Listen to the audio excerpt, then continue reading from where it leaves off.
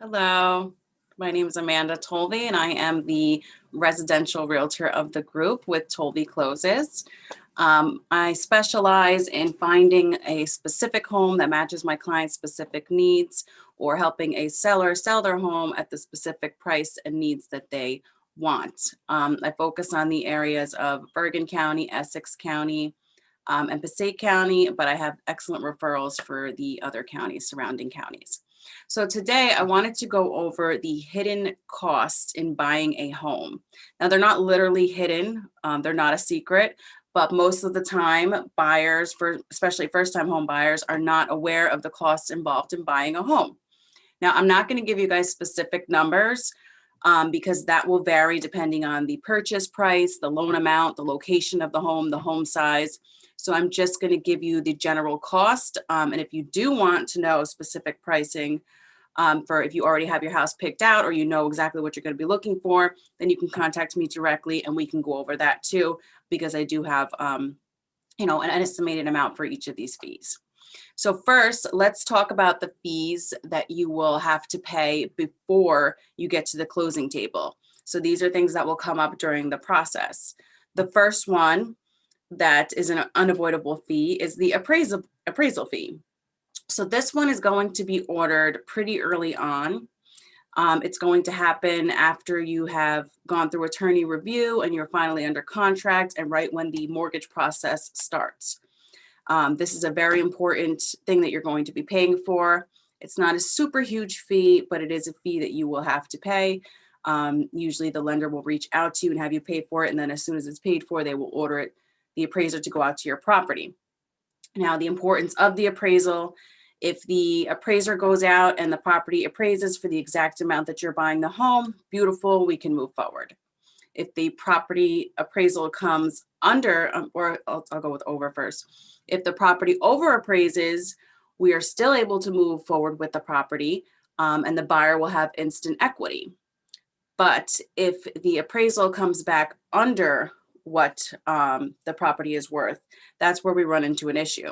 So at that point, either if the buyer and seller cannot negotiate and come to a deal or a compromise, then they both can walk away, or the seller can come down on their price to meet the actual value of the home and what the lender will loan for. Or the buyer can come up in price if they have the extra cash. This way the loan can stay at that amount that they're appraised for, but they'll pay the extra cash to the seller so they still get what they want. So every situation is different. Again, that's why I can't really give out numbers. Depends on the home and the situation, but the appraisal fee is something that you'll have to be paying early on, and it is a required. Even now in this market, they waive the appraisal a lot, but that just means that you're going to have to pay the extra amount no matter what it appraises at or if it doesn't appraise. Now, the next thing I wanted to go over is the home inspection. So this is another one. This one happens later on. or not too much later on in the process, but after the appraisal, then you'll order the home inspection. And this is a general home inspector who will go out to the property and he will check for, make sure there's no undisclosed issues. He's going to check for any cosmetic issues. He's going to check, the water, make sure all of that's running, check the air conditioner, the heating system, all of that stuff to make sure that you are getting, the home that everything is disclosed basically. So you're getting what you're paying for. The home inspector prices, they vary depending on the home size, if it has 3 bedrooms or 6 bedrooms, but it's pretty much the same. But again, you can, reach out to me and I can give you the specific numbers for different home sizes, because that should generally all be in the same amount. They can't really, or they can probably, but most of them keep it to the general same price because that's another competitive field. So the home inspection is something that you're going to have to get. Again, in this market, people are waiving the home inspection, but I don't recommend doing that. I think that you should get it even if it's for just information purposes only. If you're not going to request any repairs, you want to know what you're buying. So again, the amount that it costs to get the inspection will save you money in the long run. If you end up having, foundation issues or, plumbing issues, you want to know that before you get into this deal. The other additional cost with inspections, which most of the time people don't do the additional inspections, but if you did want to, you can pay extra to have more specific inspections. Like maybe you want to have a chimney inspection. Maybe you want to have a separate electrical inspection. Maybe there's a septic system that you want to get inspected. There's a lot of separate inspections that you can order. But again, I can show you and give you the resources if you wanted to go that route. The main one you need to pay for is the home inspection.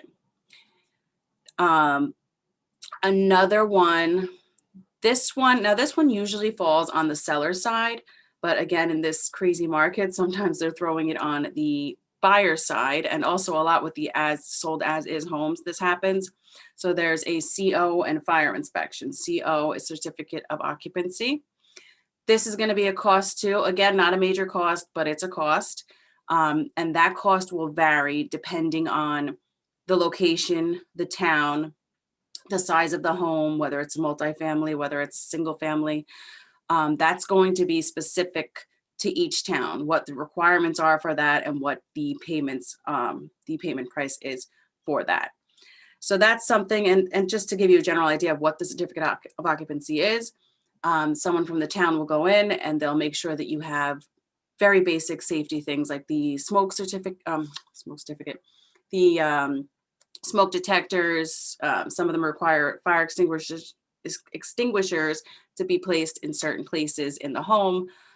They also check to make sure that it's livable, and it's for things like if it's a single family, they want to make sure there's no illegal basement or illegal attic being used as a rental. So they come in and check for those basic things. It's not as an in-depth inspection as the home inspection. It's just something each town requires individually when you're transferring the property over to a new ownership. And again, that's required to close. So that's something that either most likely the seller will have to pay for, possibly the buyer. Now, those are some fees that come up before you get to the actual closing table. Now I wanted to go over some fees that you'll get to when you get to the actual table. So these are all part of your closing cost, and that's a very general term that people use. And usually, whoever will give you you're working with will give you an estimate on the total closing costs, but it's good to understand what those costs are so you can have a better idea of how they might be or how they might vary depending on your home, the value. Again, these are all things that depend on the purchase price, the value, the town. So let's get into some of those so that you guys better understand those. The first one that you're going to see on there is there's different sections of your costs. So we'll go with the lender cost first. You're going to either have an application or origination fee. The lender, that's what they charge to do your mortgage. So that's pretty standard. They're usually around the same price as well. If you chose to work with a mortgage broker, you'll see a little bit of a higher number on there as well. But again, that's something that's optional. You choose whether you work with a loan officer or a mortgage broker. Another thing you might see in those lender fees is your points. So when I say points, I mean that's buyers have the option to buy down the interest rate. So they call that buying down points, which is, you know, a good idea if you can do it. So that is an additional charge that might be there from the lender. The next section that you're going to see of cost for your actual closing cost is your title insurance fees. These again are unavoidable as long as you're working with a lender. So title insurance is required. The fees on this, each premium is based off of the purchase price and loan amount. So again, this is another specific price, but they are required by the lender. You need to have the title insurance. So you can shop around, but the prices are pretty much going to be state regulated. So, well, not pretty much, they are state regulated. So if you do find a price difference, it's only going to be like $100, $200. So when you are shopping around for a title company, you want to look for the service rather than the price, because the price is always going to be around the same. And again, I work for a title company. So if you guys have questions about that, you can reach out to me directly. I can get you a quote if you have the house, the loan amount, the purchase price, and I could better explain those fees in that process as well. Then there's another fee on there you'll see that people don't realize is a recording fee. So to get the deed and mortgage recorded in the county, that's the buyer's responsibility to do. Not to do, I take that back. The title company does that, they send it out, but it's the buyer's responsibility to pay for the recording of both of those documents in the county for public record. The next cost that you'll see involved in your closing costs is the property taxes. I believe it's anything due within 60 days has to be paid. So just to have yourself more prepared, I would assume that you have to pay a full quarter and have that money ready, whatever the taxes. Again, that's going to vary on what town you are, but I would set aside a full quarter to be paid at closing. And on top of that quarter being paid in full, you also want to put aside money for your homeowner's insurance. So you're going to have to pay that in full for the year upfront. That's pretty much another lender requirement that people don't realize. And then on top of those things being paid in full in front, the lender is also going to want to start an escrow account. This is another one I get a lot of questions about that people are not familiar with. So an escrow account is the account that the lender is setting up for you to start your new loan, and your mortgage payments and your taxes will come out of this escrow account. So they have to start with a couple months of mortgage, of insurance, and a couple months of taxes in there to get the account ready so that they have money in there to make the payments when the insurance and taxes are due. So people are kind of surprised when they see the escrow account, but it is normal. And usually those fees are, well, not around the same, because, you know, it varies on what, you know, what town you're, how much your taxes are. It varies on how much insurance you need, how big your property is. So, but it is similar when the properties are similar, put it that way. So I would know if it was shocking, and I could help you guys through that. All of these numbers, well, let me finish first. Let me get through the rest. So the other cost that you might see, that you will see if you use a real estate attorney, you'll see that at the bottom. Again, they cost relatively the same. It's only going to be a couple hundred difference whichever attorney you choose to use, which I have resources for that as well. And lastly, I just wanted to mention, if you're buying a condo, people are always surprised by the fees that come along with buying a condo. It's a cheaper purchase sometimes, most of the time. However, you will end up paying a lot of one-time fees at closing. A lot of them have administrative fees that they throw in there. They have move-in fees. What else? They have capital working fees. And then usually they'll require you to pay 1 month or 2 months of your HOA dues up front. So a lot of those costs are unexpected. I just had somebody close on a condo and he was questioning all that stuff. He did not know that was going to happen. Because the association doesn't tell you everything that they need until the last minute. So again, those are things that I can help you with. And if you guys do have specific homes or a specific property that you're looking at and you want to go over the closing costs, I can better help you if you know specifically maybe what town it is, the size of the home, because I do have estimates on all of these and all of these fees, because of the amount of closings and closing fees I've seen through my experience, I'm definitely able to give you an estimate on what your exact fees will be. So you guys can reach out to me with that separately. So I think I covered most of the hidden fees, not really hidden, but what the buyers are not aware of. And again, you can reach out to me with any questions, and I'll leave that open to my team if you guys have any questions for me. Maybe not. Yeah, I'm trying to unmute myself. Should be able to do that by now without that much of a difficulty. Got the wrong background on. Hold on 1 second. So, no, I was just thinking that I did not remember all of those things because we bought the house several years ago. So did not remember all those fees and all the other things that have to be put on. So it's good to have someone that holds your hand through the whole process and lets you know, expect this, expect that, and it doesn't come as a shock at the right, you know, when you're trying to close.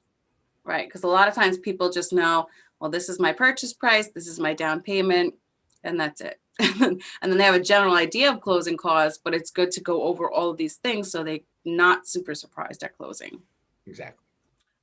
Because sometimes, right, you go to the closing table. From what I've heard from different realtors, right, the closing table can be like a great thing, or it could be like a nightmare. Like you go to the closing table and then you discover, oh, this is there, so you have to pay for this and you have to pay for that. Are those some of the things you're trying to help people avoid? Well, yeah. So because I worked in title previously, that doesn't happen at my closings. So, you're not going to come there and be like, wow, look at all this. Except I forgot to tell, and that was my mistake, the last buyer with the condo about the association fees. And that's why I brought them up now, because that's not all the time, that's only a condo. But as far as all of the other fees, I go over with, my clients right at the beginning when we start looking for homes, so that they know what they need to start putting aside or what they need to be prepared for. Because I don't ever want to be at the table and then I guided you through this whole thing and then you're like, what's this? I don't want that to happen. I don't think anybody likes that scenario of you. Well, because for the most part, most people are ready to move, right? They're ready to move? Yeah. So like once you hit the closing table, most of the buyers have already given their notice to wherever they live. They've already prepped themselves to move out. And so the closing, they're going to the closing table to finalize everything, and all of this stuff is ready to go. And now it's like, yeah, you might have to wait a couple more weeks. The only way you would have to wait a couple more weeks is if like an issue came up with a lender, like maybe something had to go back to underwriting last minute, or if a last minute lien or judgment came up that happened from then between the time that the binder was sent out. You might have to push back a day because maybe the CO didn't come in yet. That's a big issue. Okay. That happens a lot. They don't know where the CO is, but well, what's the CO? I explained the certificate of occupancy. Oh, okay. The town requires you get. Usually the seller handles it, so it's fine. But occasionally they'll put it on the buyers to get that, so they'll have to do that on their own. Well, I help them as their realtor. Exactly. So they just have to really hire you as their realtor. Exactly. Basically, and I'll hold their hand for everything and talk them through the process, so there's no big surprises. And I give them scenarios too so they know what could pop up. Like if they're doing an inspection, I recommend a tank sweep, and I warn them that it could pop up that the tank needs to be removed, and that could be very costly. Instead of having the couple $100 inspection, that could lead into a couple $1,000 removal. So you got to prepare them for those extra costs that might come along the way. Wow. Okay. That's why we have Tolve Closes. So you go there, you close, you get the keys, and you move in. Tolve closes it for you. I love that. Love that. And of course, we got Ricky on the right here with us. and he's probably wanting to chime in as well. Although Chime in? No, you I'm look not like- I'm not involved in real estate. What are you talking You know, about? but you do loans, man. Come on, you know what she's talking about. You feel Actually, that tug on your leg? I do have a question because this comes up a lot and it's different. It varies for every state. Connecticut is very big on this, but you're a Jersey specialist, so I'm going to ask you, Your if head is kind of some, low though, oh Ricky. yeah, I'm Bring trying. it. I'm trying. Yeah, Here we yeah, go. A little bit more. You're about to cut your head off. So, in Jersey, if the deal, for whatever reason, for unforeseen circumstances, does not go through, who is liable for the title? Is there a fee? Does the borrower have to pay the title fee?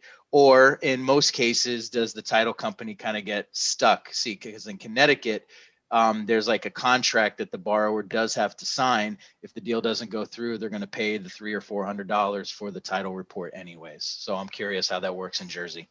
So they're supposed to pay for it. You know, the buyer will, you know, and I've had clients where because their client pushed it,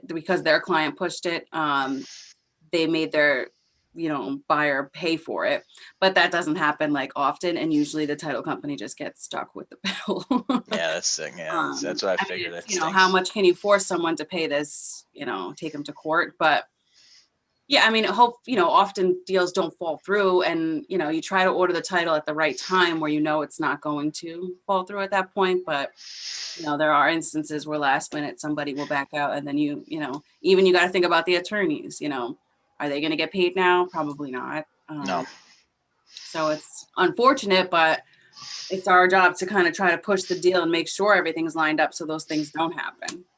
So yeah, when you have a good realtor like, you know, Amanda, you can see these obstacles coming and then make your adjustments as needed. Right. Right. That's why we want to select you.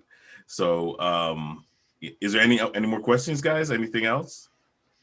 I mean, Amanda, I have to say you probably were spot on with a lot of the pre-closing costs, especially with the appraisal, the inspections, the CO. I know everything she said. I knew exactly what she was talking about. I'm like, she was on point, man. She was on point. All right. Yeah, as always, you know, we thank Amanda for coming on and sharing those details with us. You see her information at the bottom of the screen. You can't miss it. Give her a call. If you're in the market of selling your home right now, you need a realtor that knows what they're doing so that your deal can go smoothly. But just for saying its sake, Amanda, can you tell them how to reach you? Sure. It's 201-456-1842, or my email is my name, Amanda, at tolvecloses.com.